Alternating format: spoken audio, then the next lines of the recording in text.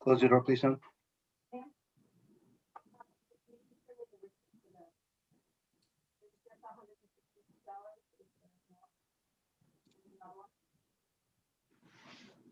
Hey, Roby, can you hear us okay? Sure can, all good. Super. Brian, can you hear us okay? You got it. How's it going? Super. Looks like we have everybody. Brandon is joining. We'll have everybody but Donna. Oh, and Lane, actually. Donna and Lane.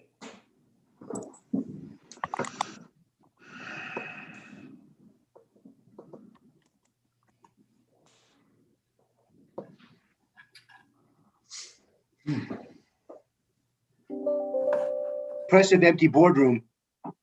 I have an impressive office as department chair I've never occupied. Everybody, this is Roby Simons. He will be giving us a presentation about NeoRide and a survey that was done here recently.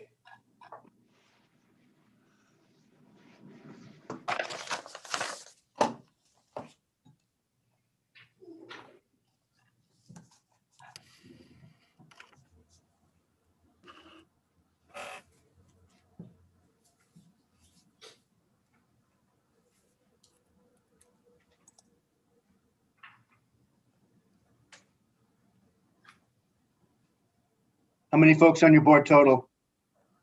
There are 9 members, Gotcha. nine wonderful board members. And we're about pretty close to everybody here, I guess. Yep.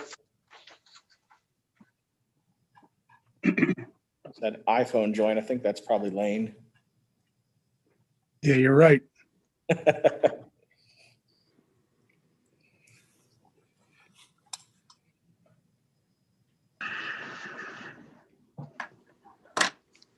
For some reason or other, my iPad doesn't want to get this. Oh. It's 2021. It's not ready.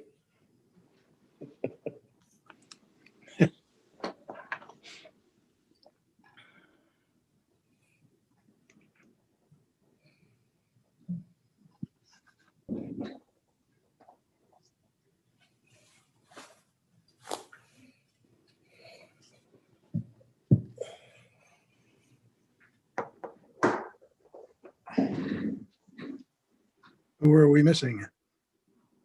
We have everybody but Donna right now. Hi, Ben. Do we have confirmation that Donna will be joining today? She has not indicated she will not be joining, but she did not send something saying I will be here for sure. Okay, my clock is indicating it's a couple minutes after 4. Let's give her until 4:05, please, and then we will proceed. Sounds good.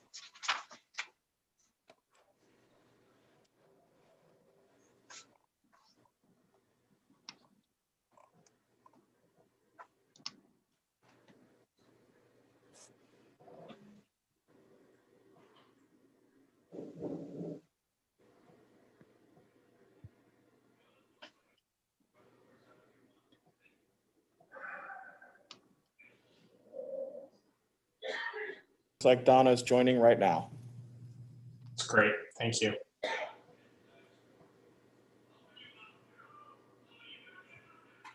At least it says joining.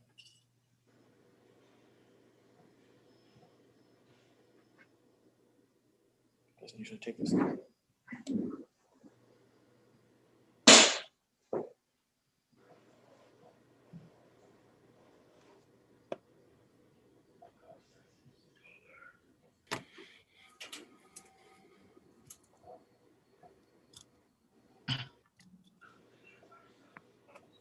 Donna, can you hear us? I can. Excellent. Looks like we've got everybody, Brian. Okay, well, thank you very much, everyone, for being at our first meeting in 2021. Let's call today's meeting to order at 4:05 p.m. Vicky, could you please call the roll? Falkowski, Present. Martin, Here. McNamee, Here. Montrella, Here. Schiavone, Here. Dietz, Here. Spence, Here. Swanson, Here. Zibble. Here. Thank you very much, Vicky. I would appreciate if everyone could please stand for the pledge. I pledge allegiance to the flag Flag. of the United States United States of America. and To the republic For which it stands, one one nation, nation, under God. under God, indivisible, with liberty and justice for all.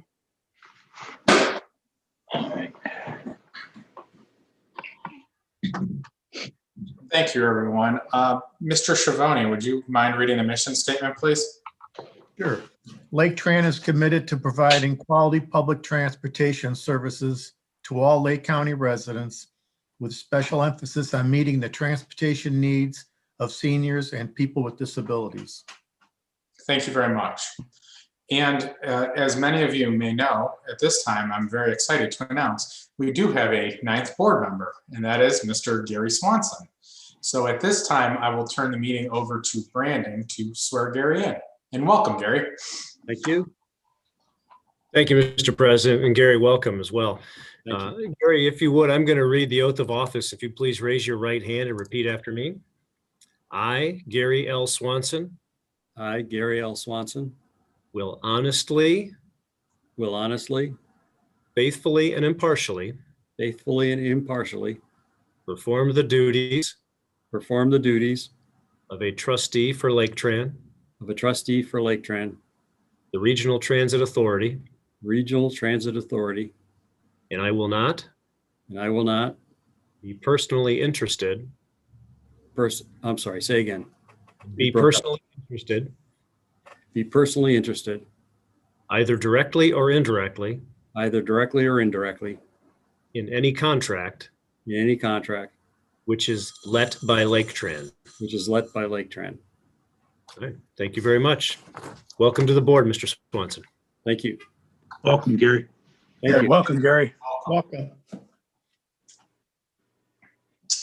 And at this time, I am again going to turn the meeting over to Brandon for the nomination and election of officers. Okay. Thank you again, Mr. President. At this time, we would entertain any nominations from the floor for the position of President of the Board of Trustees of Laketran. This is Lane. I nominate Brian Falkowski. I'll second that. All right. Mr. Falkowski's been nominated by Mr. I think that was Lane, right? Yes, She- it was. Yes. Okay. And then seconded by Mr. Schiavone. All right. Do we have any further nominations? Okay. Do we have a motion to close the nominations for president? So moved. I think that was that Mr. Sheets and Mr. Schiavone seconding then at Mr. Sheets. I didn't, but I will. All right. Well, thank you, Mr. Sheets and Mr. Schiavone. And I'll second it. Okay, thank you. All in favor, please respond by saying aye. Aye. Any opposed? All right. Well, thank you, Mr. Falkowski. Falkowski has been reelected president. We now move on to open nominations from the floor for vice president. Do we have any nominations for vice president? I'll nominate Chuck Zibble. Okay, Mr. Schiavone's nominated Mr. Zibble for the position of vice president. Are there any other further nominations? Okay. Do we have a motion to close the nominations? So moved. Second. Ms. McNamee and Mr. Schiavone seconded. All right. Again, if all will respond in favor by saying aye. Aye. Aye. Any opposed? Okay. Mr. Zibble has been reelected vice president. Thank you. Congratulations to both the president and vice president. Thank you very much, Brandon, and thank you to everyone on the board. I do appreciate it. At this time, are there any public comments in the physical room or a virtual room, Ben? We have received no public comments virtually or in person. Okay, thank you very much. At this time, is there a motion to approve the Laketran Board of Trustees board meeting minutes of December 21st, 2020? So moved. Second. Motion made by Ms. McNamee, seconded by Mr. Schiavone. Vicky, if you could please call the roll. Martin, Yes. McNamee, Yes. Montrella, Yes. Schiavone, Yes. Sheets, Yes. Spence, Yes. Swanson, Abstain. Zibble. Abstain. Thank you, everyone. At this time, I'm going to turn the meeting over to Ben for a NeoRide study presentation. Yes, so on the call list today, we have Professor Roby Simmons. He is the chair of the Maxine Goodman Levin College of Urban Affairs at Cleveland State. Recently through NeoRide, a survey was conducted about easy fare usage on board Laketran. It's especially interesting because in this survey, we have the exact same survey being administered to other transit systems. And this is part of a grant that NeoRide received for the Easy Fare program. And so Professor Simons is here today, I hope I'm saying that right, to just give the board a presentation on sort of the results of that survey and kind of, what we learned and some key points and stuff. So thank you, Roby, for being with us. Thanks for having me. Always a pleasure. So anyhow, yes, we are engaged in a grant with NeoRide. They're the kind of overarching sponsor of this grant. It's a Federal Transportation Authority IMI grant, Integrated Mobility Innovations. And we've got 11 transit partners. We've surveyed 4 completes. 2 are underway right now, and yours was finished. You're number 2. So I'm going to show you some survey results here. I've actually got slightly more updated versions, but basically it's very similar to what you're seeing here. We ended up with 254 completes from Laketran. So probably the results haven't changed much from what you've seen here, but if you want to use your screen, that's not a problem. I'll just walk you through and you can advance as we have. So we had the survey take place in mid-November of last year, right at the height of COVID. So we had about a 17-minute average response time, and about 30% of the folks paid on Easy Fare. Easy Fare is the primary focus of the study, although we're also gathering information on pre and post-COVID travel activity, et cetera. Of your population, you had 93% have access to a smartphone or cell phone, so very tech savvy. Advance, please. So you can see in terms of the demographics of your riders, about 20% are African American, about a third receive government cash assistance, and 32% are have a pretty low income, less than $20,000 a year. About same number are handicapped or have some disability. 10% or so are furloughed or unemployed, with 7% vets and 7% underbanked, with about 2% homeless.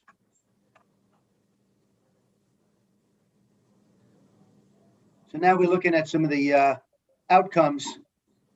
We find that comparing pre-COVID, which would be, say, the first week of March of 2000 to the middle of November, typically people were making about 15 trips a week on average before COVID, and now they're making 10 and a half trips. So it's reduction, substantial reduction, about 40% in the number of trips.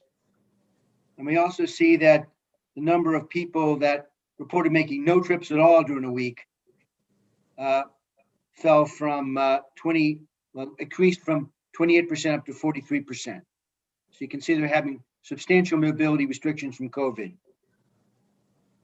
And in terms of high frequency Laketran riders, we had 16% of the folks riding pretty much every day week you're open before COVID, and that's decreased a little bit to about 14.5% for the same period. It's a bit of a decrease there. So this, for me, is the most interesting part. The blue bars are before COVID, and the red bars are after. So what you're seeing is a reduction across the board in terms of the number of trips they're taking a week. So if you start on the right-hand side, you'll see that shopping is the most typical travel pattern, probably a home-based shop trip. And you can see the reduction there is fairly small. People are still shopping a lot, but the reduction's modest. And you've got work exhibiting about the same drop. Any personal business, et cetera, smaller to begin with, but also going down about the same or a little bit more. These drops are, about between 15 and 30%. You look there to the left, you can see places of worship and social recreational. Those are showing the largest percentage drops for like 40 to 70% for social recreational and place of worship respectively. What period of time was the Laketran portion? Let me rephrase that. What period of time was the survey done that these ridership figures are reflected? So the pre-COVID is March 1st to March 8th about. Okay. The week before COVID, the week before we became aware of, COVID being around. The surveys were administered in say November 15th. So we're asking about last week. Okay. Very recent past. So say November 7th to 14th, somewhere in there. Thank you. Just the previous week. This is also for fixed route, Donna, just so you know. Okay. Well, it could be anybody who was on your email list for Easy Fare, largely fixed route, but it could be others if you have other modes. And they're reporting on other types of trips as well. They're reporting on driving trips and walking trips as well. Although I'm not going to report on that today, but all trips are included, not just fixed route. So we asked a couple of questions about Easy Fare, and you can see that it's strongly supported, that it's easier to purchase a fare with Easy Fare. It's taking less time to purchase a fare, and that boarding takes less time, although purchasing and time of purchase are substantially, almost like 90+% or so, very attractive for the people that are using. So early returns, very good, although we haven't installed the validators yet. So we don't have, this is really a baseline run before we have any feedback on how the service is working, other than just acquisition of tickets. Next time we report back, which should be in about 6 months, we hope to have results on how the validators are working. And that'll change the boarding, et cetera, picture a little bit. So we're just trying to gather baseline data from the first week in November for this. All right, now we asked about COVID, how concerned they were about catching COVID from other passengers. So you can see about 43% are either moderately or extremely concerned about getting COVID from other passengers. And about 19% are not at all concerned, and 27% are slightly concerned. So 42% are either extremely or moderately concerned over catching COVID. So we asked a couple of questions about how generally satisfied they are with their life. So quality of life seems to have gone down very slightly between COVID and after COVID or during COVID. But if you go to the next one, which looks at connectivity, I feel connected in my community. One of the main way people get connected is through transit. So this one is showing about a 5% drop. And it's a substantial amount, although people are still pretty connected, but their connectivity is going down. And now this is more recent. So we've updated this to reflect all of the 4 agencies that we've collected on so far. And you can see with little asterisks that if Laketran is lower than some of the others. So for example, in terms of household incomes, Laketran about 32%. And that is sort of in the middle, the lower end of the middle spectrum there, partly because you've got a fair number of commuters that are using the service. Unemployed or furloughed, again, quite low. You have a lot of commuters using the service, and you're lowest among the 4 transits we've surveyed so far. Unbanked, again, you have got 7% lower than the others. So again, if you've got more people that are working, they're likely to be banked. Veterans and disabilities and homeless, you're pretty much in the ballpark with the others, although you are lower on the homeless, but not as low as Cincinnati, which is SORTA. By the way, Metro is Akron, SARTA is Canton. Any questions on how you measure up there before I go on? What's the definition for unbanked? Not having a savings or checking account. Oh, okay. So some people, for example, might have a credit card that or an account that their Social Security is deposited into, but it wouldn't be linked with a checking account or a savings account per se. Okay, great. They might have a card that the funds would come onto, but they don't have they're not dealing with a bank. And they're one of the most interesting groups for us in this study. We feel there might be a great impact for them from being connected to Easy Fare at some point. I think my last slide is more, again, a comparison. So who's paying with cash? A lot of your, not a lot, but a third of your survey respondents pay with cash, and that's below some of the other agencies. And a lot of others pay with Easy Fare, also fairly low, but the balance being who pays with a credit card. Extreme or moderate concern about catching COVID. Y'all are sort of in the middle there. The SARTA folks were less concerned, and you're not the most. Percentage that agree with I feel connected. You're somewhat lower there in the connectivity. After COVID, you're also not the lowest, but same drop. Everybody dropped about 5 points there, so you're in the ballpark. And weekly one-way trips per person, you went from 14.9 to 10.5. You see that your drop is just right in the middle there. So there you go. That's pretty much what I want. I want to thank you all for participating in our study. Thank you for your generous, giving the pass to the riders. We hope to revisit these same exact people at least 3 additional times, starting probably in April or so. Twice a year till we've exhausted our budget. But it's going well so far, and couldn't be more pleased with the way things are progressing. Could you, sir, explain one thing? This last Please. slide, it's asterisk to the footnote. Lowest to date among agencies whose riders have been surveyed, and it's a Laketran figure 71.7% that's identified. Yes. That's the number of people that agreed with the statement. I feel connected to my community before COVID. Okay, what do you mean by lowest to date among agencies whose riders have been surveyed? This means if you compare the row, for example, 71.7 is lower than 72.5, it's lower than 77, and lower than 77.5. So just happens to be the lowest. Doesn't really mean much, because that's people are going to answer how they answer. Those are their opinions. I'd be more concerned, though, for example, if we up the easy payment. We're not getting as much of a Easy Fare payment subsample from your agency that we might against others, although it's not really that much lower. But if you go to the previous slide, if you could go up one, please, you could see here that if we're primarily interested in unbanked or low-income people, you're not providing a lot of sample for us there because you're much lower, for example, than SARTA, way lower in the unbanked, and you're also lower in the unemployed. And well, that might be a concern, but that's our problem, not yours. We're just trying to fill the sample in our survey. We'll probably have 1,800 to 2,000 people at the end of the day, and we'd like to have a few hundred in each category so we can statistically make statements about those people. Has nothing to do with your riders. Your riders are who they are. You happen to be a little bit more affluent than some of our other areas surveyed so far, and that's just fine. No worries.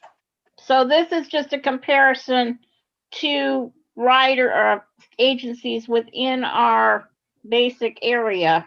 Yep, within Ohio, all of our areas in Ohio, some are in southern Ohio. We have, we'll also have Warren and Sandusky, Medina County.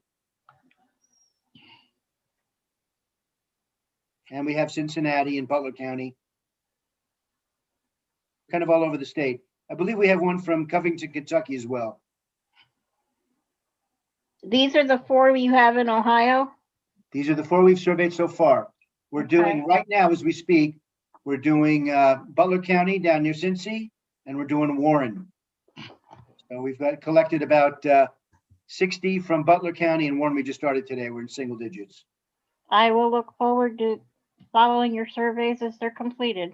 Me too. It's a lot of fun. Very interesting. Thank Got a you. great team, and I appreciate your, Ben, for participating in our working groups. And I've had a lot of fun with this project. I'm 67 years old. I'm still a professor because I'm having fun, and this project just is great. Just very entertaining, and it's important work, and we appreciate your partnership with us. We're doing the Well, and best I that- appreciate hearing your thoughts on transit. That's what I've always found it to be. Absolutely. Anything Thank else I you. can answer for you? Then I'll let you get back to your important business. Not for me, and thank you again. Thank you, man. Any other questions? Doesn't look like there are any, but thank you very much for your presentation. Very informative. Thank you so much for inviting me. And Cleveland State is always happy to be engaged with our people in the community. And I look forward to coming back. If you'd like me to come back, I'll be happy to. Absolutely. Thank you so much. Thank you. Good luck, everyone. Be well, stay safe, wear that mask. All right. Bye now. Bye.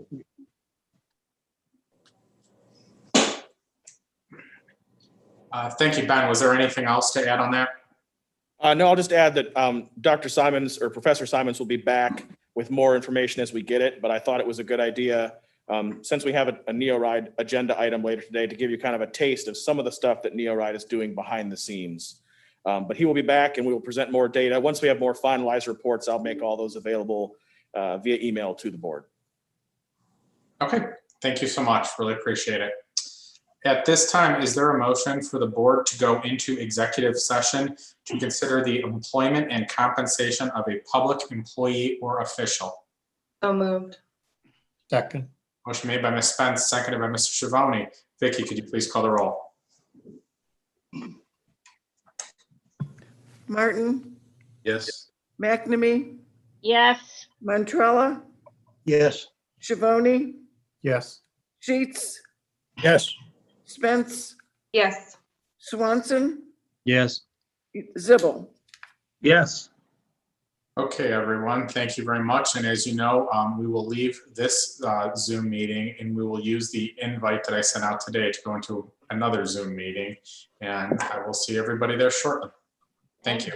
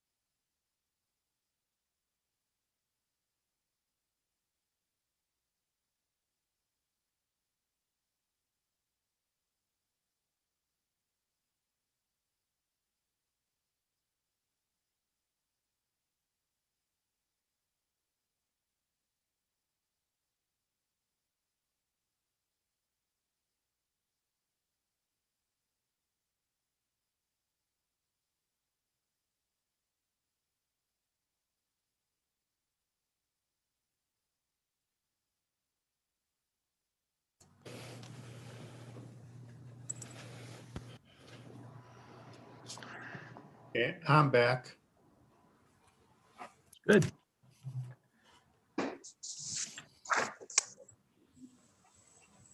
Can't see it though, Dale. Oh, hang on. I always got to click the start video.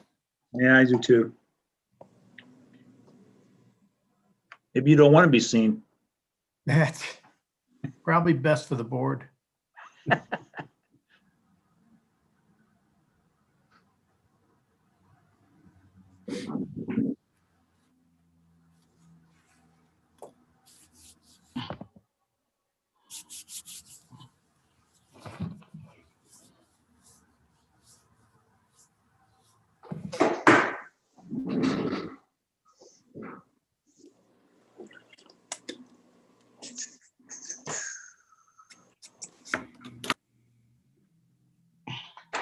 Looks like everybody is back.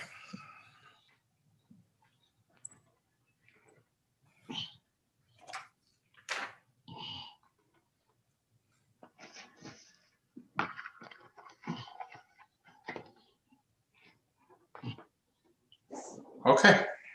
Ben, is everyone in your room? Yep, we are good to go. That's great.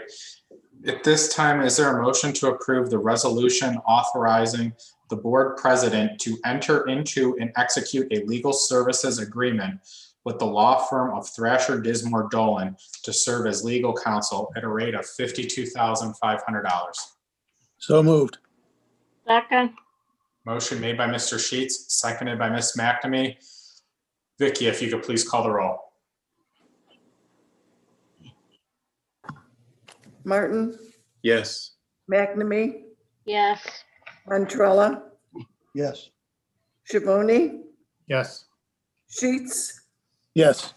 Spence, Yes. Swanson, Yes. Zibble.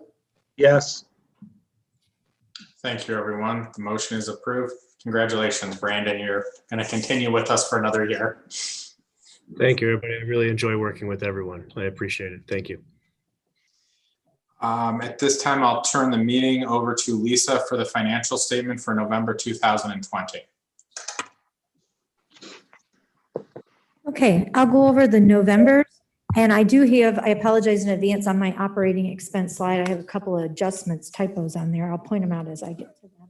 So if we can go to the revenues, I tried to update this with a little more detail. So for November 2020 is a year-to-date revenue comparison. I have the 2020 budget revenue on the far left, the 2020 actual revenue, and then the 2019 actual revenue, just to give a little highlight, because it's been a very up and down year for 2020 with a lot of different things going on. So below in the red, I have highlighted just a few things.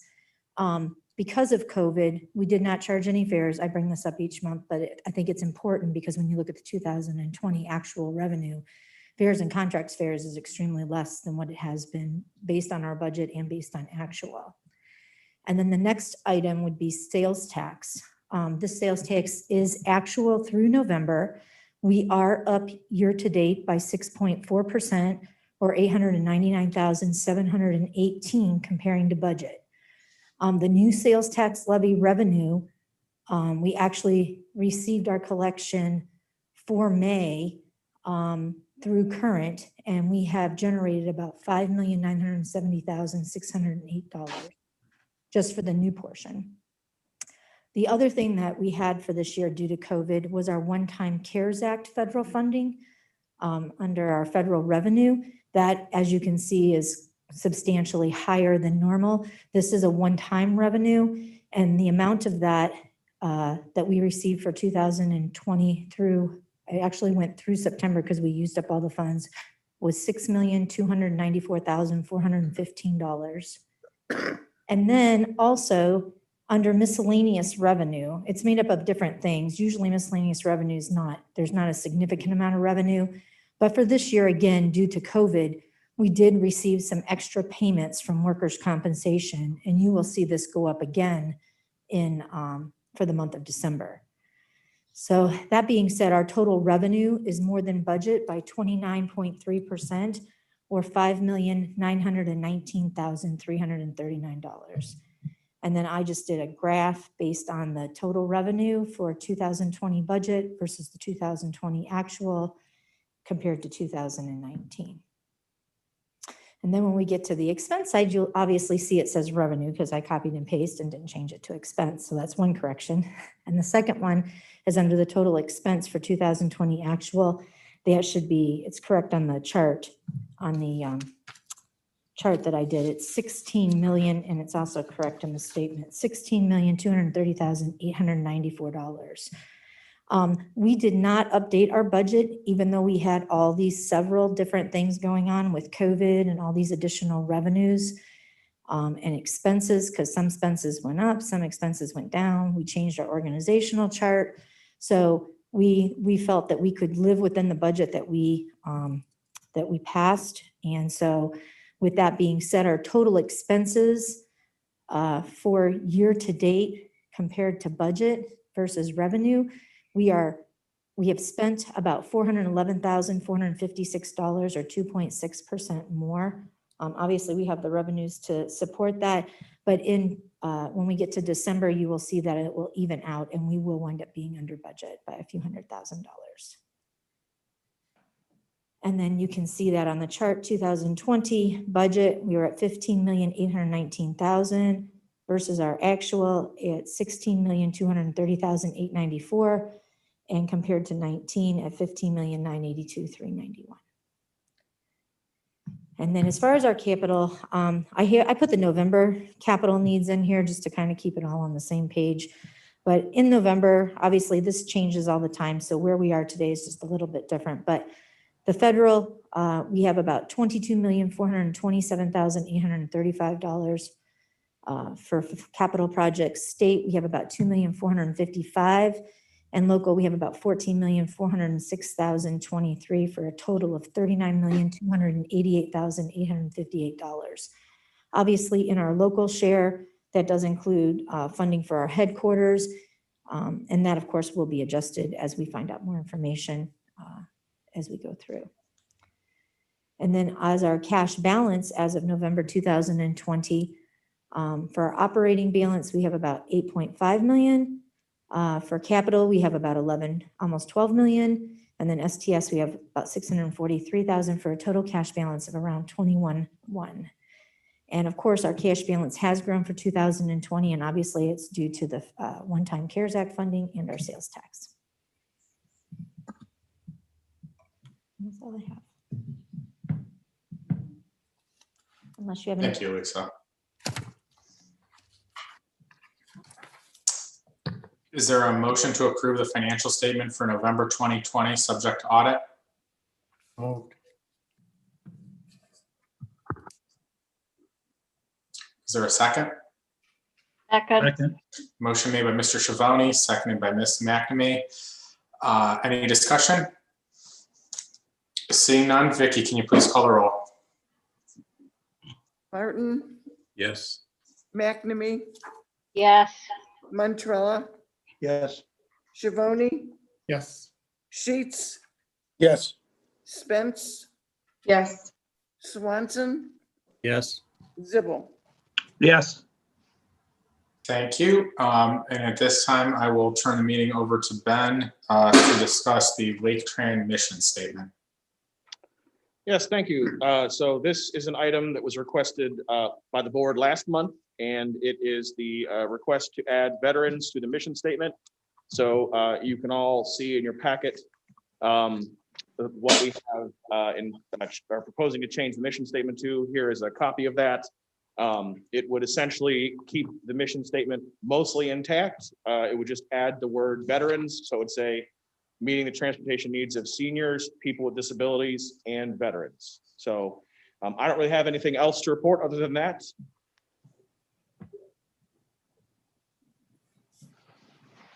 Ben, I have a question, Denny. There was a graph in here or a pie chart, and it showed veterans, et cetera.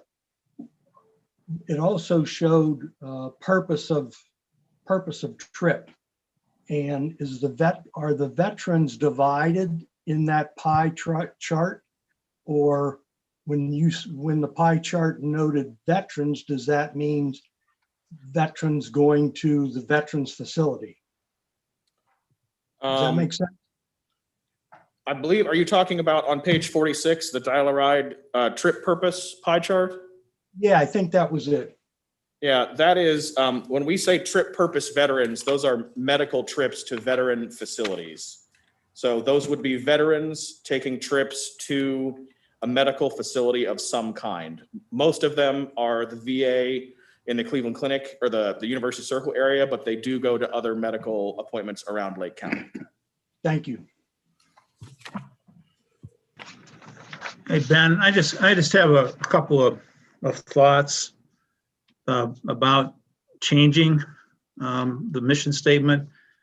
I mean, I've been involved with development of a lot of mission statements over the years, and it's a pretty difficult task a lot of times to come up with the wording that you want to have for all these. So you end up kind of holding the mission statement as a sacred statement. So I'm not saying anything against the veterans. Please don't take me as wrong as saying I'm against veterans. I'm just wondering if when we look at the current mission statement, that veterans, are they included in all Lake County residents? Are they included in seniors? And are they already included people with disabilities? And if we were to add this group, what would be stopping us from adding homeless or unbanked or even some of the other categories that were mentioned on the chart from that Denny just mentioned? So my only thought on this is, if there's a plan for any kind of a strategic planning meeting that we have coming up in the near future or something like that, maybe this would become one of the topic items for that retreat, where we could put more conversation and more thought into it. And if this is a duplication of what you guys talked about last month, I do apologize for that. Could I share my thoughts before, Ben, you try to answer that? Sure. Why don't we maybe let Ben address Chuck's comments first, Donna, please? Well, I think mine fit in with it. That way he could address them all at once. We could also make the argument that seniors and people with disabilities are also part of Lake County residents. And my understanding of the way the veterans, the way the mission statement was written is that we were recognizing seniors and people with disabilities because of particular funding or legislation that acknowledged those two groups that was part of transportation's purview. And I don't know if we broke it down further, like unbanked and homeless, if that would be getting outside of that realm.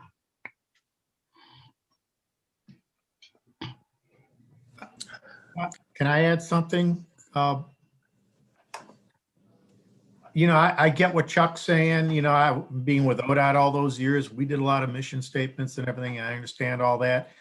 I guess just one comment I have regarding veterans, and I don't have any issue at all if we add that, is that, they are putting up signs for special veteran parking and everything at, Home Depots and Lowe's and other places and everything. So it seems to be a certain amount of the private businesses are making accommodations for them also. So, I get what Chuck says. You could beat these mission statements to death, and they are difficult, to get a 100% consensus on. But at the end of the day, I guess I don't have an issue with this.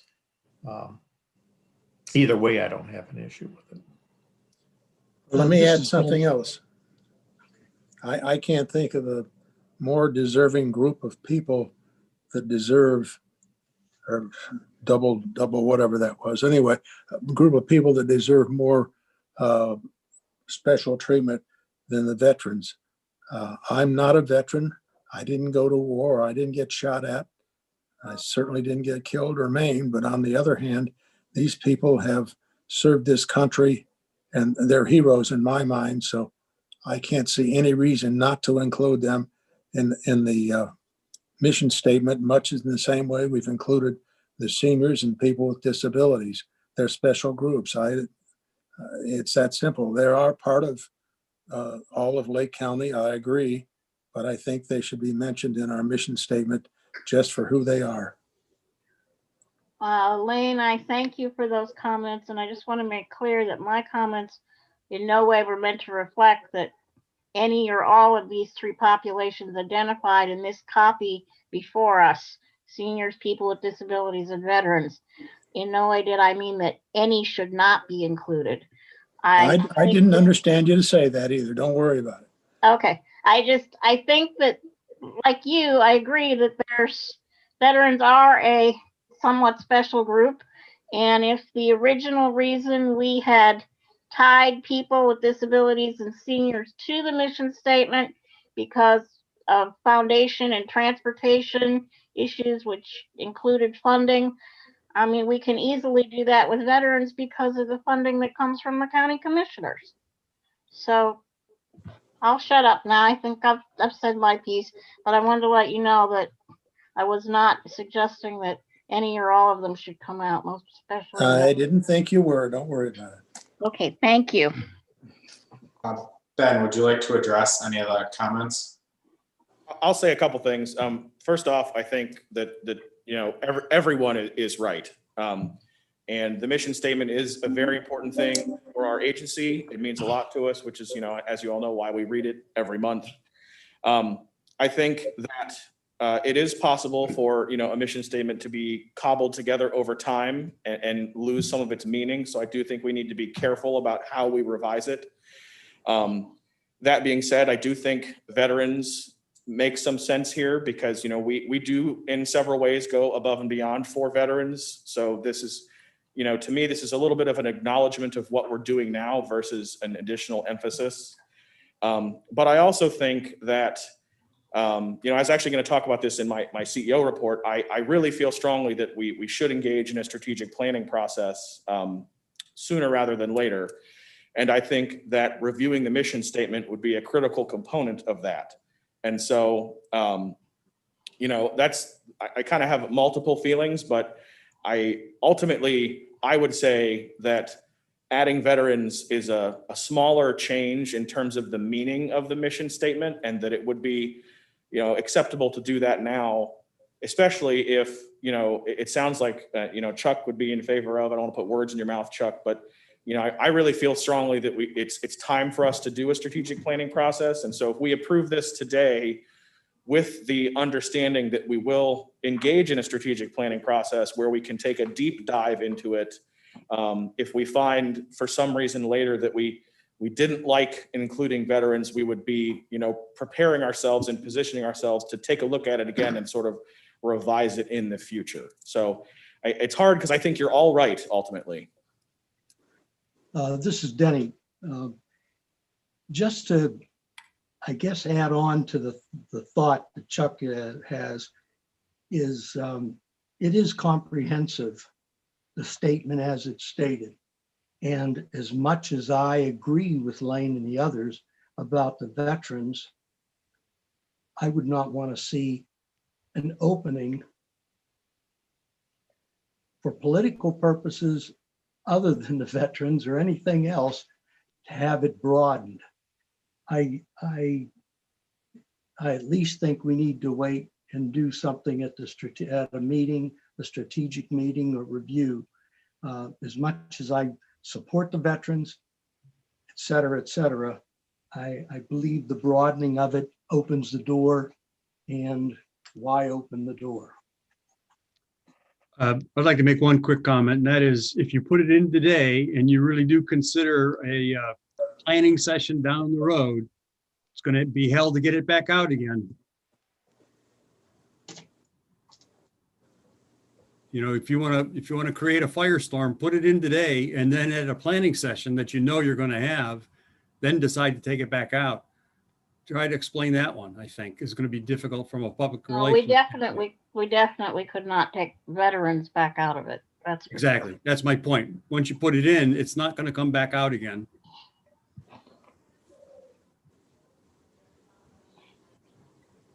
Ben, when are you proposing a strategic planning session? If the board feels that that is an appropriate step for us to take, we would essentially immediately start the procurement process. I've already been working with Andrea to draft an RFP to hire a consultant. It would probably take us about 3 months to have an item before the board. So now is January. I would expect to have a hiring of a consultant in, the April timeframe. We'd give them a little bit of time to kind of get things going. And I would think that we would have an actual planning retreat with the board. We could do it in that June, July area, but that's summertime. And I know that's a difficult time to schedule with people. So, possibly September or October of this year is when I would think would be a logical time to bring the board together, pending everyone's schedules, obviously, to have that discussion and really dive deep into the mission statement. And then, have a completed plan, maybe early next year in 2022. And when you say you are getting the procurement process ready, are you talking about a facilitator for a strategic planning session, or are you talking about someone to do a comprehensive study, just so I'm understanding? I think it would be a combination of the two. I think that there would be a facilitator for the meeting, or a lot of it. I do think some of the meeting would ultimately be like the meeting we had in 2018, where there is some staff-led discussions, because it may be challenging for the administrator to be as detail-oriented about some of the services as we could be. But, I fundamentally sort of view it as mostly facilitated, but some staff involvement. But that's subject to change. Any other thoughts or comments at this time? With hearing people, various board members being somewhat passionate on both sides of the fence, I'm getting tempted to table this to discuss the strategic planning unless anyone vehemently opposes that. That's probably a good idea. It's all right with me. Okay, let's table the mission statement revision. Ben, if you want to go on to the next item, please. Sure. Item number 11C is a resolution updating the NeoRide bylaws. So you might notice that the briefing paper on this item is a little bit lighter than I would normally like to give to you. The main reason is because this is difficult to explain where it doesn't become, a 10-page novel. So just to remind the board what NeoRide is. NeoRide is a regional council of governments. Just if you're familiar with NOACA, they are the same organizational structure as NOACA. They are a public agency, and the sole purpose of NeoRide is to coordinate services among transit systems. This is a very unique agency because it has the powers to actually do things on behalf of those transit systems. It was founded in 2014 by PARTA, which is in Portage area, Kent, SARTA, which is Canton, and Akron Metro. And their whole purpose was to coordinate their services, especially along the borders of those counties. In 2017, Laketran joined with a specific objective of receiving mobile ticketing. And mobile ticketing is easy fare. That is what Roby just talked to us about. That is the ability to buy a bus fare on your phone. We were not big enough to get a good deal on that ourselves. The only way for us to do that at a reasonable price to Laketran was to do it in a group. So we set off with PARTA, SARTA, and Akron Metro to procure easy fare. As we were doing that, enthusiasm around it grew. And since then, NeoRide has now become 17 members. EasyFare has become a really amazing platform. If you're familiar with Easy Pass, which is the payment system for the Turnpike, this was modeled the same way. one of the challenges public transit has is when you move from city to city, it's hard to know how to pay for your bus fare. You know, that's one of the things that Uber does well. It's an Uber app no matter what city you're in. This program is designed the same way. So no matter what city you're in, you open up Easy Fare, you can pay your bus fare. So the growth has been amazing. You know, we now have all the way from Northern Kentucky to Ann Arbor in Michigan. And it's been great for Laketran individually because the percentage fee we have been charged for bus fares sold on Easy Fare has gone down. So we are seeing substantial benefits. One, we get a deal we couldn't get by ourselves. And two, as we have added people, we have seen a financial savings. The downside of that is that it has become very difficult to govern NeoRide. So I'm the president of NeoRide, and I can say it's very difficult to get a quorum when you have to meet in person, when you have people that are all the way from Covington, Kentucky to Ann Arbor, Michigan. So what NeoRide needs to do now to respond to the success is restructure our bylaws to allow us to have an executive committee that conducts business. So you're all probably thinking, why does that have anything to do with us? When NeoRide was originally established, the bylaws of NeoRide said any change in the bylaws needed to be approved by a majority of the transit systems that were in the organization. So right now, anytime we need to change our bylaws, it has to go before the boards of all of the transit systems. Those boards have to approve it, and then we can change the bylaws, which, as you can imagine, is a very cumbersome process, which adds a huge level of bureaucracy that makes it difficult for NeoRide to respond to increases in membership and maintain effective governance. So what I am asking you today is to approve a bylaw change for NeoRide that will kind of cede back the power of bylaws changes to the NeoRide board. And just so you know, every transit system that is a member gets one board seat, and that is made up of the CEOs or general managers of those organizations. So it is the people in my position at these organizations that make up the board. And so it is not really, there's no real threat for Laketran. The way the organization is managed is not going to fundamentally change, but it will allow us to deal with what is really just a quorum problem, which has sort of been delayed by COVID because we can meet remotely. But when we have to go back to meeting in person, we will be extremely challenged to have a quorum to actually manage the business of the organization.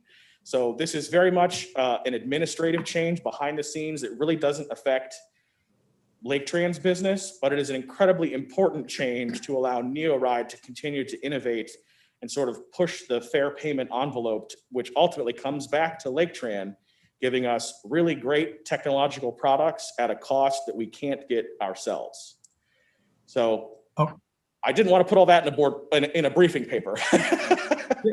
It's somewhat of a no-brainer to me from the years, again, I was at ODOT and was on committees at NOACA. And, you know, NOACA has subcommittees and an executive committee, and I thought you would have already had this. The only question I have is I assume this 17-person board then will decide how many you need or desire on an executive committee and who those individuals would be and whether or not you rotate it through the group of 17 as, you know, NOACA rotates some of their subcommittee members through the different cities, villages, and what have you. Yeah, we actually have a plan in place. We've already discussed what it would be, and it essentially, the executive committee will be open to any system that wants to join. They just have to commit to attendance. So if you want to be on the executive committee, it's open to anyone, but you have to say when you join it, I will be at every meeting so that we know we'll be able to have a quorum and manage business. Well, hold on though. You could end up with 17 individuals again that you have now. Well, we have already had people say they can't do that. So it'll probably ultimately be around 8. Oh, yeah, because you'd want a much smaller group than the 17. Yeah, we haven't finished discussions yet because right now with the inability to change our bylaws, it wasn't, you know, fruitful to spend time discussing it until we knew we could.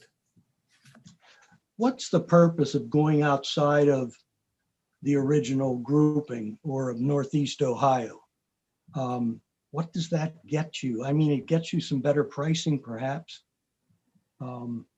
Yes, But it absolutely. it sounds like you got a lot of, potentially a lot of different goals and et cetera, et cetera. Yeah, I mean, again, our main goal is to make it seamless and easy to ride transit. So really, the more transit systems you have on one app, no matter, like a good example, I go to Tampa, Florida every year on vacation, and I'm a bus guy. So when I go there, I want to ride the local bus because I want to experience how they do business, learn things I can bring back to Laketran. But if I travel there and I don't have exact change, it can be difficult to ride the bus because I might be able to put $20 in the fare box and get that change back in a card, but there are times that it makes it very difficult to ride the bus. So by moving as many of us as possible to one app, it just makes it easier for people to ride the bus. And the easier it is to ride the bus, the better it is for all of us as a whole. So it's really about, using technology to make the experience for our customers better than it was before. And you could see in some of those Cleveland State graphs, 90% of people agree that it is easier to buy a fare with Easy Fare than it was before. So it really does a lot of things, and really, getting, people involved, especially in our local geography, is really important. And so there is, would it make sense for someone from, Northern California to join? Not as much sense as it would for, somebody like Cleveland to join. But ultimately, this is about, continuing to make transit competitive and continuing to make transit, as easy to use as possible.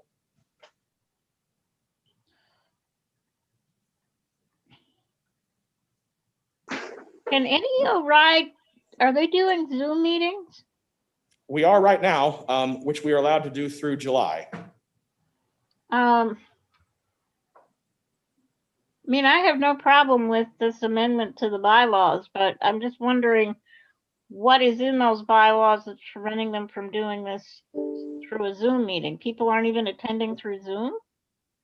Well, no, people are attending through Zoom, but, we view this as, we would need to have the bylaws of the organization changed by July, which is the current deadline of remote meetings. And so this is we're planning ahead, we're looking ahead, we're trying to prepare for the future and anticipate, the governance of the agency over a long period. Because, like Dale said, there's still some details about how we need to organize that executive committee. And we still have some strategic thinking to do as the NeoRide board about how we want to accomplish our goals.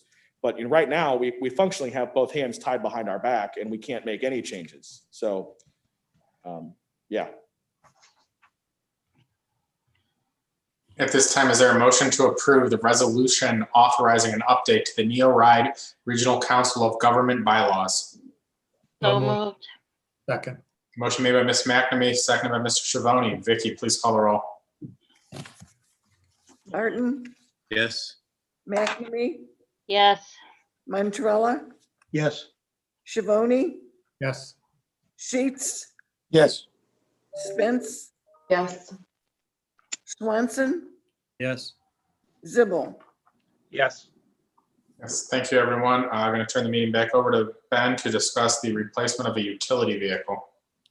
And I will give this over to Keith. Okay. So in early December, we had one of our vehicles T-boned while it was in service. A picture of it's there on your screen.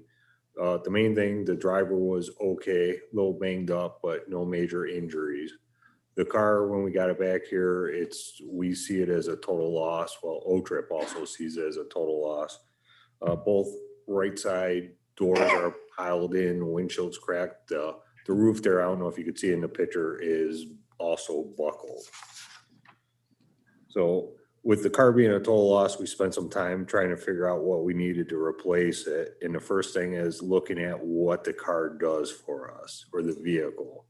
So daily shift switches, for those who aren't familiar, our fixed route buses are out for multiple shifts in a day. Don't come back here for the drivers to change. This car is used to take the driver out to the bus to do the shift change every day, multiple drivers. So It's also used sometimes for an additional vehicle for road supervisors when they need them. And it takes staff to meeting seminars and trainings. So after knowing all that, we identified something like a minivan would be best suited for us. They have higher seating for better visibility, just a bigger storage room for people and or cargo once you fold down the back seats. So like we've becoming a Ford dominant fleet, so we decided to stick with a Ford badge for our next vehicle. And I was surprised that Ford doesn't offer very many cars anymore. Mustang, they still offer, but I knew the board wouldn't approve us to buy a Mustang for this purpose. And the Ford Fusion, even a hybrid platform, our dealer said that they're extremely hard to locate. And that's it for cars for Ford.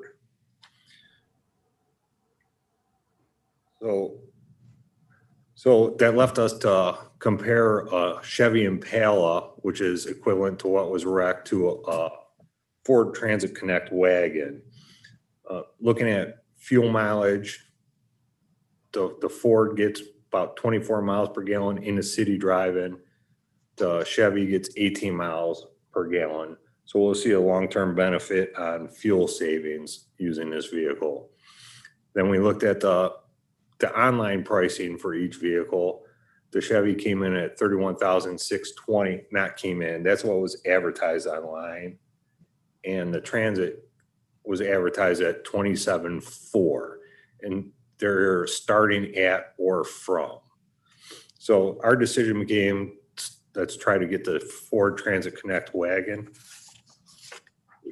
We went out for pricing to 5 different vendors. We got a VIN number with all the options that we want on it and gave them the exact VIN number so we get an accurate comparison. The low quote was $26,313.30 from Classic Ford. And you could see on the chart that even one dealer wouldn't bid. We went out for these quotes because this vehicle is not in a state contract.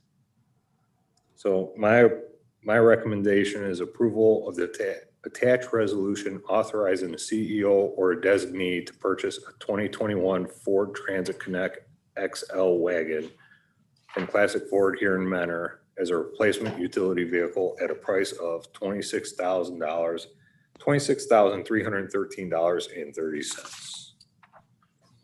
And just so the board is aware, this purchase is fully funded by the Ohio Transit Risk Pool. So what will happen is, assuming the board is to approve this tonight, we would buy the vehicle and then OTRIP would reimburse us for its cost.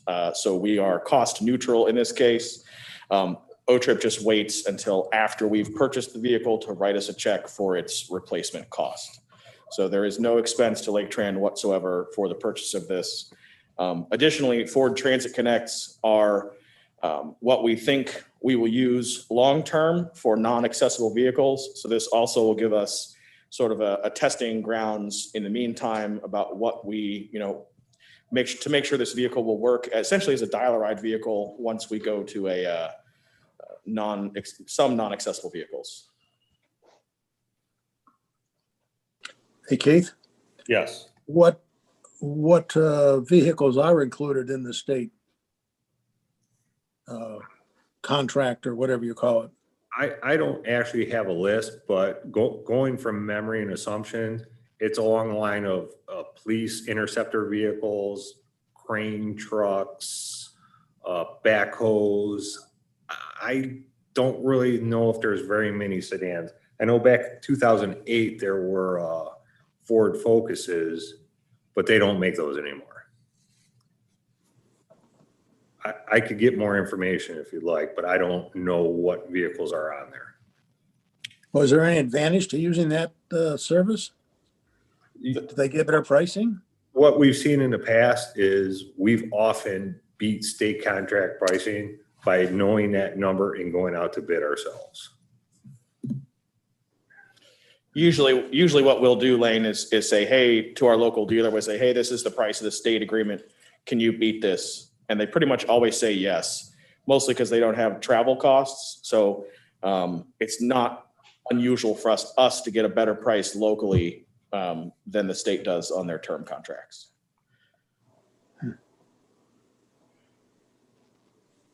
Well, In it's the- a lot. Go ahead.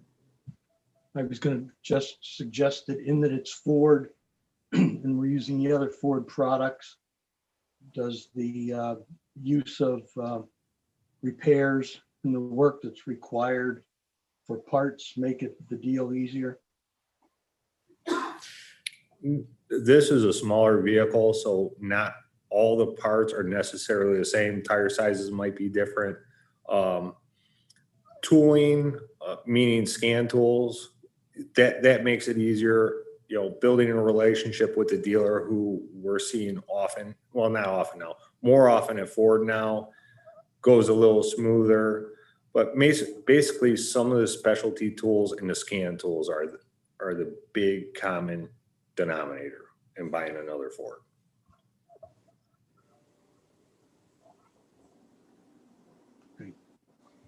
Well, it sounds like it's a free vehicle anyway.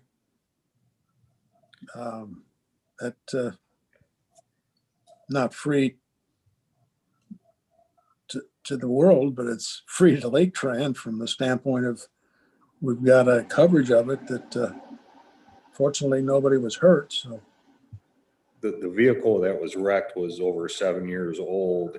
And if I recall right, we bought that secondhand. It was a dealer demo possibly.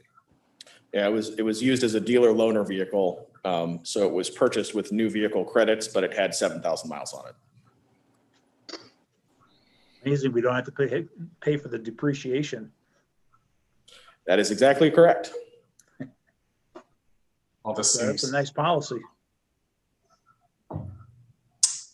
at this time, is there a motion to approve the resolution authorizing the CEO or his designee to purchase a replacement utility vehicle from Classic Ford at a cost not to exceed $26,313.30? So moved. Second, Motion made by Ms. McNamee, and I heard several seconds. I think Mr. Schiavone might have been one. That's fine. I did.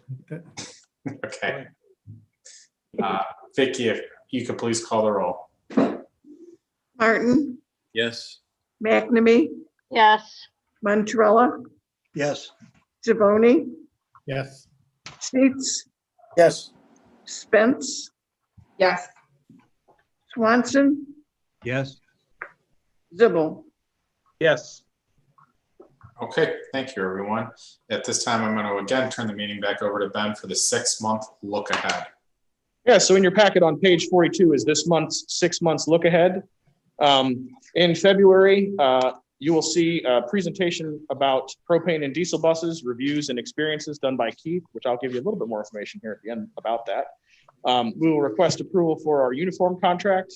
Just a reminder, this is a 3-year agreement. This is a routine issue, and we are just rebidding it to hopefully get better prices. But unfortunately, uniforms seem to always go up in price. In March, you will see a approval request for landscaping for everywhere except headquarters. In April, we will request approval of our Public Transportation Agency Safety Plan, or PTASP. We are required to maintain this plan by the FTA. This is a result of, if any of you followed the large train wreck that happened in the Washington, D.C. area, this requirement for this plan is a result of that crash and Congress giving safety oversight to the Federal Transit Administration. The board originally approved our current plan in June of 2020, and we have to approve it annually. So this will be a request to approve that annually.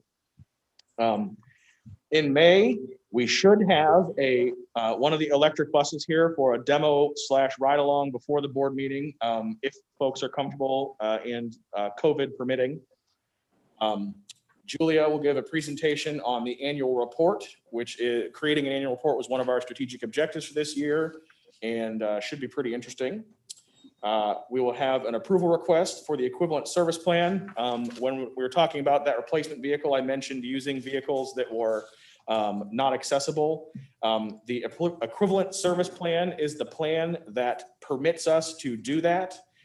We will be audited by the FTA here in the next couple months. We will get what we believe is the last validation of that plan before we can put it into action. As we talked in the past, they do not approve that plan in advance, so we didn't feel it was a good idea to start using the plan until the feds had in some way validated it. But that does mean we'll actually have to reapprove it in May because it will have been a year. So that is an annual process we will have to do every year. In June, we will request our federal grant authority, which again is a routine item where the board approves our ability to apply for federal grants. Sorry, I should have been moving the slides at the same time. And then in July, we will request state grant authority, which again gives us the authority to apply for state grants. And that is the 6-month look ahead. I do not have on here the hiring of a consultant for strategic plan because I wasn't sure if the board would be in favor of that yet, but it sounds like in general we are. So I will slot that into the 6-month look ahead for future meetings. That is my report. Thank you, Ben. Any questions or comments for Ben about the 6-month look ahead? Great. Administrative reports. Yeah, so we'll start off with my report. In your packet on page 43, you'll see a sort of overview of where we are at with the headquarters project. We're currently in the design development phase. I expect the DD report to be ready sometime in late February or beginning of March. I will most likely have Bowen back out to the board to talk about where they're at, where their estimate is, and just kind of an update on the project.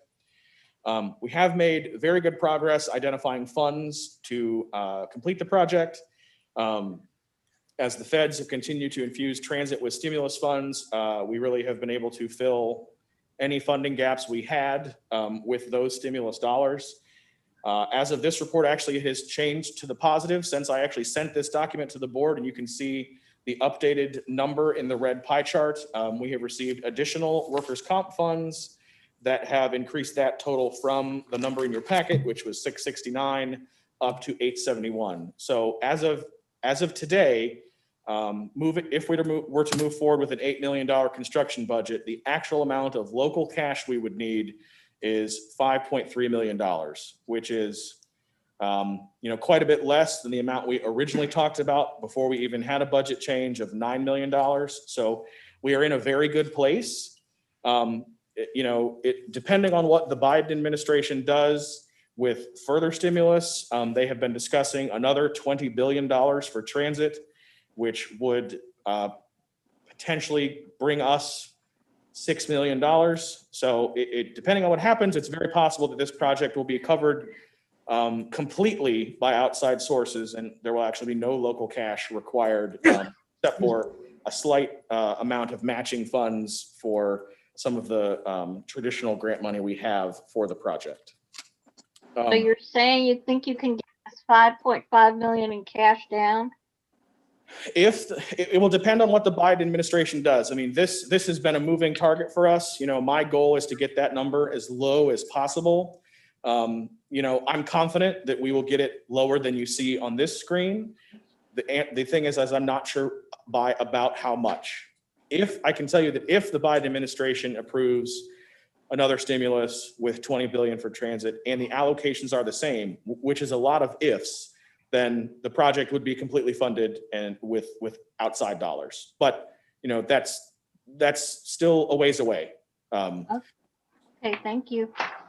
One thing that I do have sort of on my radar that hasn't come up yet, but I am just sort of bracing for it is when Bowen bid the project, they bid the project with the understanding that it was a $9 million project. And I'm sure, as Mr. Zibble knows, a lot of times those estimates are established based on your project budget. So it is possible, and they have not done this yet, but it is possible that Bowen will come back to us and say, you owe us more for design because this project is bigger than we were led to believe.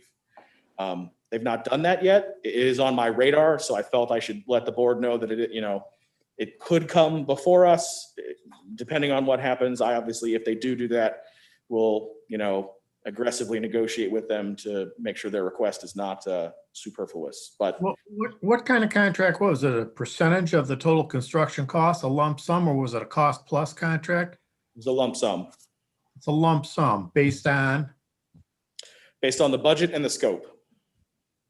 well, if the scope doesn't change, Well, and that would be my argument to them if they brought this to us, is that the scope didn't change. yeah, if the scope doesn't change, then there should be no reason for higher compensation. Yeah, and they may not bring this to us. I just thought it was important to, let the board know that, there is some risk, I guess is the word, that they could come back to us and say, hey, this project is twice as expensive as we had planned when we bid, so you owe us more money. And again, they haven't done that yet, but I thought it was important to just mention in case it did happen. So, that's kind of, Yeah, I get that. I get that. But again, it's got to be a scope change, not a dollar amount change of the project. yeah, I mean, That's some good justification behind the reasons for the increase. yeah. So if they do that, obviously I'd bring that to the board and we would discuss, and so we'll see what happens. We mentioned the strategic plan earlier. I did not put that in my written report, but I really feel strongly about that. I think we kind of beat that horse to death, but I am going to move forward with a procurement process to hire a consultant to help us complete a strategic plan long-term. I did reach out to some consultants we've worked with in the past.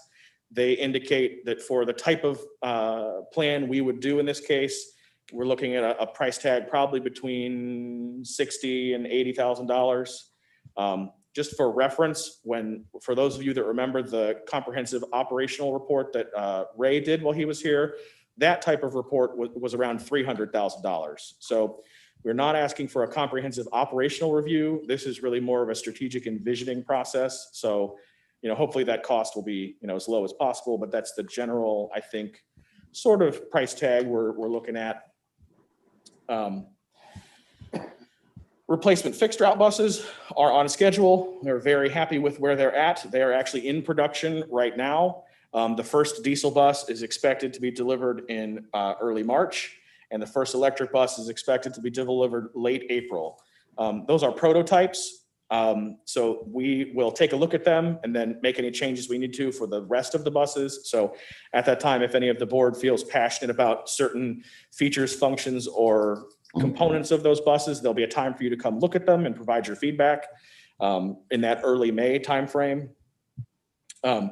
Electric bus infrastructure, the design is completed. It is currently in permitting and it is moving along the approval process. We expect those construction projects to start in early March. Construction at our other two facilities, which are underway, are moving well. The final punch list and inspections are in progress at the Frank Polifka Transit Center at Lakeland Community College. We expect a soft opening to occur in February or early March.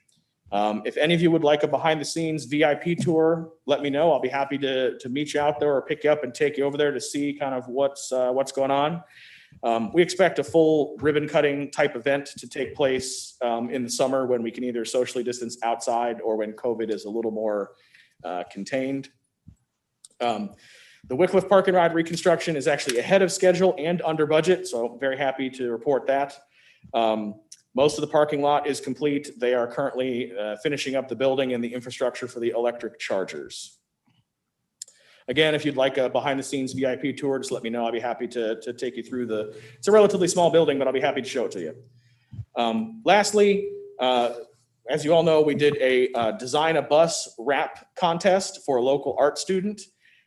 We received 77 entries. There were 8 college students, 37 high school students, and 32 middle school students.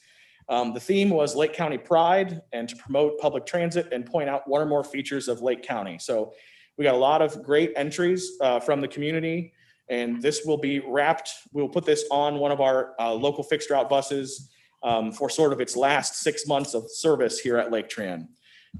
These were sponsored by Avery Dennison, Blackbird, the Fine Arts Association, and the Visitors Bureau. So it was really, really a great project. We had a lot of community involvement. The picture you see on your screen is the winning art. This was selected by a panel of folks out in the community. So it wasn't just, us sitting around a table picking out which one we liked, but this is the one that all of the sponsors and some other community partners selected. So probably in the next 30 to 45 days, you will see a bus with this imagery on it driving around Lake County. We'll obviously do sort of a little press release, get the winning art student out with the bus and take pictures with their family. It was a Menor High School student that won the competition. So this is the artwork of a high school student from Menor High. The last thing I want to report is I have decided to make some adjustments to the director's report process for the board.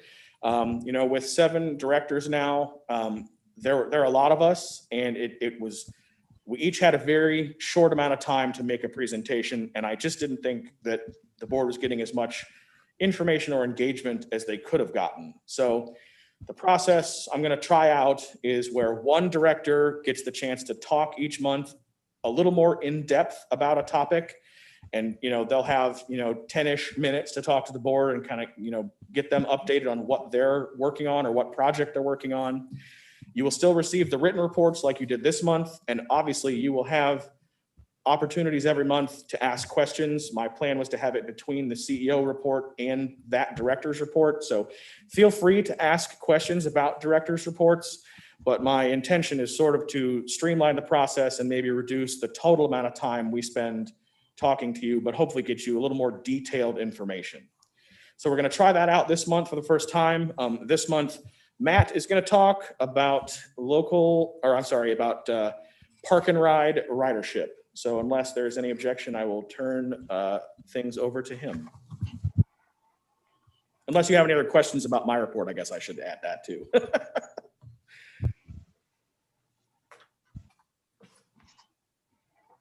All right. Good evening, everybody.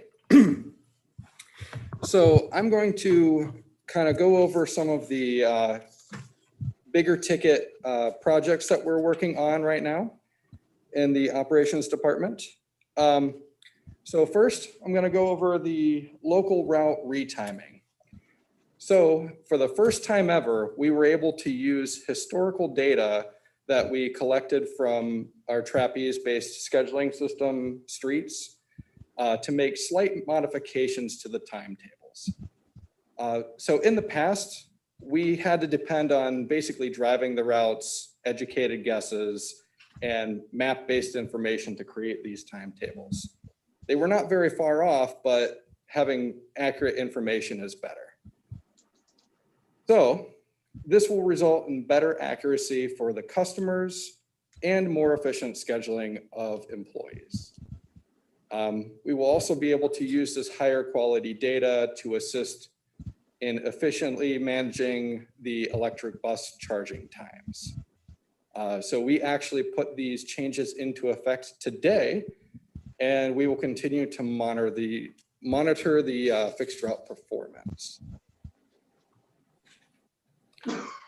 So the next thing that we're looking at is our park and ride layover in downtown Cleveland. This was kind of a thing that just came up. On January 6th, got a call from RTA, and they informed us that they were going to move their layover stop from St. Clair over to Rockwell in June of 2021. So Rockwell is the central gathering location for our park and ride customers. So obviously with all of the buses on Rockwell, our buses and RTAs, this could be an issue. So depending on what agreement we reach with RTA, we may need to do a complete redesign of our park and ride system downtown. So one of the designs that we are considering would be to service Public Square. I have a yellow line there kind of depicting where the bus would go. Being closer to Tower City, Public Square is actually ideal. We've been consistently requested from our customers to go to Public Square But in the past, RTA had asked us not to stop at Public Square because they had too many buses there. But with their redesign, this may be an opportunity for us to return to Public Square. We actually used to serve Public Square before it was redesigned. So I will give updates on that in my director's reports going forward. Matt, Yes. where were the RTA buses staging before? Were they just in the same area there on Superior, or were they? No, they were on St. Clair. So they're moving over to Rockwell because it's a nicer location than St. Clair. It's less of a busy street. Yeah. And Okay. where was Laketran going, Matt? Rockwell. Have we always been at Rockwell, or are we being moved to Rockwell? So we've been at Rockwell as long as I can remember. We had gone through Public Square in the past, but Rockwell has been our main gathering location for a very long time. I don't know the exact amount of time. Well, by a gathering location, you're talking about a drop-off and pickup point for the commuter buses? That is correct, yes. So it's the central location where people go. It's our most popular stop because it's centrally located in downtown. It's easy for people to get to get onto the bus. So moving to Public Square would actually be an advantage to us because a lot of the people are coming from Sherwin-Williams and they go through Tower City, go across Public Square, and go to Rockwell to be able to catch the bus. So obviously going through Public Square is a more advantageous route for us to pursue. What's the layover time for a bus then there on Superior? It is, Rockwell is 5 minutes. Oh, okay. Yeah, so it's not very long. It's long enough to get a lot of people onto the bus, basically. Just Okay. long enough to get a large group of people onto the bus.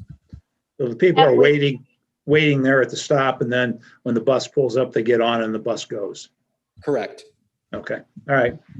Matt, have we surveyed the ridership, or do we know what their destinations are to know how these changes may impact their ridership on the park and rides routes? So the last time that we redesigned our park and ride service was 2015.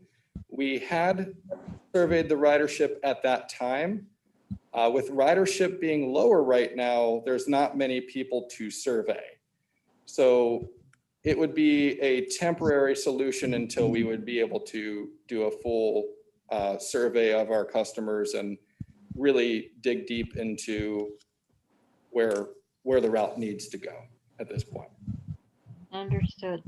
And I'll jump in real quick. I would envision the future of park and ride and the areas it serves being a topic that we would want to address in the strategic planning process, because of all of our services that have been impacted by COVID, this one has been hit the hardest. And so we need to, in my opinion, talk about its future and what we want to do with it, which would be part of that strategic plan.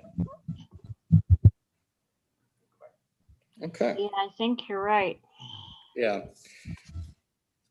So I will keep everybody updated in my director's report on how this project is going. So moving on, I wanted to talk about Route 13. So over time, Route 13 has evolved into mostly serving students who attend St. Ignatius. We only have 1 a.m. and 1 p.m. run, which makes it less desirable for commuters. And additionally, I believe that our resources could be used in a more efficient way. So we are contemplating bringing an action item to the board within the next 2 months to hold a public hearing about the elimination of Route 13. Obviously, we've seen some declines in ridership, so I think it's time to really call it. So even though I talked about, Park and Ride needing a strategic planning process, Route 13 was established a while ago. Our route numbers are sequential, so the higher the number, the newer the route. This route, in my opinion, was never the most productive we had, and with COVID impact, this route essentially has no riders on it. And why it's important that it's mentioned that this service is St. Ignatius is the ridership turns over every couple years because they're high school students. We could talk a lot about, do we need to be taking people to St. Ignatius? But this route really is sort of an outlier in our service portfolio. And the reason we have in here having a public hearing to eliminate the route is because eliminating it in summer is the best time to get rid of it because it has the lowest impact on anyone that would be using it. So even though I think we need to do a longer term vision about Park and Ride, we still think it is appropriate to cut this route in its entirety this year. There'll be an extremely low, right now there'll be essentially no impact on customers because no one is riding it. And when they would come back to riding it, they're high school students. They can ride other routes that we offer to downtown. And so this route just really doesn't fit in anymore. Then going all the way back to the aftermath of the financial meltdown in 2009, I have questioned the purpose of keeping this route, period, because it's no surprise it's dwindled to this. It was in sad shape all the years before it. I have some editorial comments that I'd be happy to provide board members offline about this route. But for right now, we really think that we should eliminate it. And you'll probably, unless there's any objections tonight, you'll probably see an action item to approve a public hearing process for this in the near future. I wholeheartedly agree and approve. All right. So moving on to the next subject is Park and Ride service to University Circle. So planning and considering Park and Ride service to University Circle is one of the strategic objectives for 2021. We have seen significant drops in Park and Ride ridership, and we do not expect it to fully return. And kind of pivoting from that, University Circle service may offer a better place for transit service because many of these employees cannot work from home. So what we would be suggesting would be reallocating some underperforming Park and Ride runs to University Circle and make better use of the resources. We hired WSP to help evaluate this, and with the data that they provided, it's indicating a high possibility of good ridership. So looking at the graph on the left, we can see there's just about as many people who live in Lake County who work in University Circle as there are in downtown Cleveland. Obviously, this is from 2017. Looking at the growth of University Circle, I'm sure it's more than that at this point now. So we have been requested in the past for service to University Circle for work trips, medical trips, education. There's 4 very large employers down there: the Cleveland Clinic, University Hospital, VA Medical Center, and Case Western. So to do this service, we would need 4 a.m. buses and 4 p.m. buses, and a possible late night run. Obviously, we would talk about that late night run because, I mean, None of our other services offer that late night run, so we would have to decide as a group if that would be worth it for us to do. How do you define late night? Starting at 9 p.m. and getting back to Lake County around midnight, basically for third shift. So obviously that would be a point of, or talking point, and we believe that it would be a good way to adjust from the pandemic, but we believe that the board should have a more in-depth discussion about the future of park and ride service. And it sounds like with a strategic planning meeting, that could be accommodated.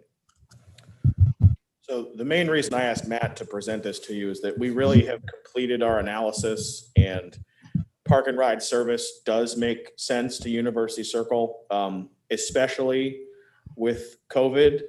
But we wanted to just sort of, bring the board back to this and remind them that we did the study, because we believe this is going to be one of those critical components in the strategic planning process is, what do we do with park and ride? How do we make changes? How do we pivot our existing service? Because, one of the things we'll have to consider in the strategic planning process is we have a lot of assets for park and ride. We have a lot of infrastructure, and, what's the best way to use that going forward? So this is just sort of a reminder that this is something we're going to have to talk about. But ultimately, we think the data we were presented by WSP makes this service make some sense. So we're not asking for approval on this today, just sort of a reminder, and that we have internally completed our review and believe that this is something we could potentially pursue in the future. But, so one real quick question on that. The gentleman that presented earlier offered data like from before pandemic, post-pandemic. With this data being from 2017, that seems archaic in today's world. Will it be possible to get more current and accurate data? The answer to that is yes and no. We'll absolutely be able to engage in some data collection efforts. The only thing we won't really know, is how COVID progresses, is how useful that data will be for our decision-making process. So we can certainly get, data from 2019, but it'll probably be sort of a last minute, when we get closer to having that discussion, what data we can get for that discussion. So we'll try our best to update it, but we're not exactly sure how park and ride ridership is going to change, especially over the next couple months. If we see ridership start to go up again, then the data we collect would probably be pretty meaningful. But if ridership stays low, then we could get, newer data, but there'd be some questions about the validity due to COVID impacts. And then my last question is the elimination of Route 13 to use those vehicles for this service?